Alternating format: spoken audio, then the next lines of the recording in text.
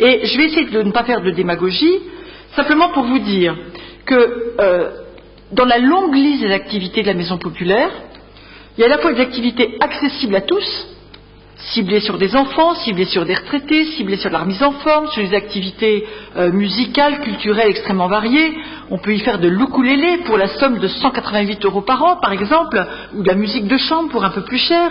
Mais il y a aussi des activités plus exigeantes, plus élitistes. Loin de moi la tentation de nier à la maison populaire le droit de développer ces activités.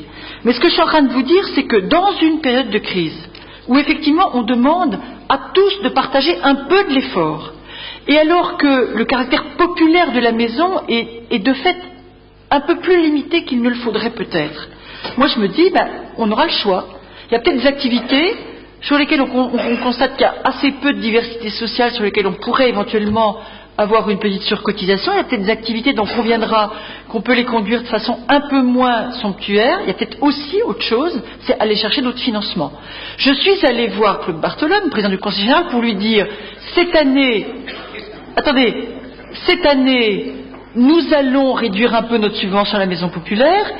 Je vous demande de ne pas en faire de même la même année, d'accord ? Donc, je dis pas que j'ai bien fait, mais sur d'autres politiques, c'est le contraire qui s'est passé. On essaie de partager le fardeau. Si on avait tous beaucoup d'argent, on serait très content de donner plus. Mais si cette année, la maison populaire doit un petit peu faire des efforts d'imagination et prendre sa part, je ne trouve pas ça scandaleux. En tout cas, que les Montreuillois le sachent, la vraie somme de l'engagement de la ville, c'est 875 000 €. Et l'effort demandé cette année en fonctionnement, c'est moins 7,4%.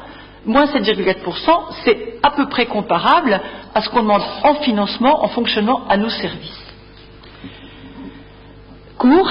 Oui, je vais essayer de faire vraiment très court, vous évoquez la participation du Conseil général. Bon, il y a un Conseil général qui est ici qui va pouvoir répondre certainement, mais ce ne sont pas sur les mêmes activités.